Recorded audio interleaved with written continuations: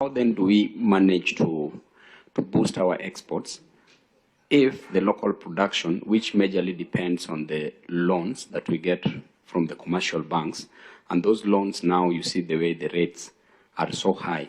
So therefore, we are indirectly or directly killing the production in our country. And now what we are talking about, the exports that we want to bank on, we can't achieve it because of the high rates, the central bank rates. And you're saying that we let the market just determine the rates. I think it's true.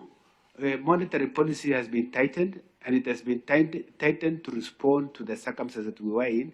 Inflation was high, and it was high for external reasons, which we have explained. The Ukraine war and the Russia war, which led to increase in commodity prices. And every central bank around the world, it's not just us, including the US, have had to tighten their monetary policy. And the interest rate regime is quite high, even in the US and others. Our own central bank had to tighten monetary policy also because of high inflation. So we have now contained inflation. It's now 6.3. It's coming down, the rates are good, so at least things are going to be better. And with the stability that we see in the exchange rate, and we see that central bank is not likely to stay in that for a while. I think it's monetary policy, which is independent, will review the information available and will make adjustments as and when necessary. So when I was speaking about exchange rate, competitive exchange rate, which is different from interest rate. Yes, and I thought we have understood me on that front. There's a problem with the. Why don't you think that if we stop defending the exchange rate, we stop actually defending it, and we just let it just flow to an extent where the dollar even hits 250 shillings? Then in such a situation, two things will happen.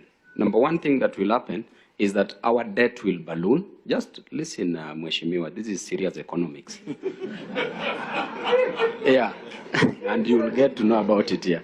Now, if we leave it, then one of the impacts is that our debt will seriously balloon, and therefore we can decide and say that we will not pay the debts. There's nothing that they can do. And number two, if we are not paying the debts, and the exchange rate is high, which means that the imported goods, we will discourage consumption of imported goods. And therefore, we will treat the foreign absorption or the absorption from the imports. We will discourage it, and we will encourage domestic production, because the moment we stop consuming the imports, we will now be encouraging consumption of domestically produced goods, and that will make us grow. That is the only thing that will make us grow as a nation.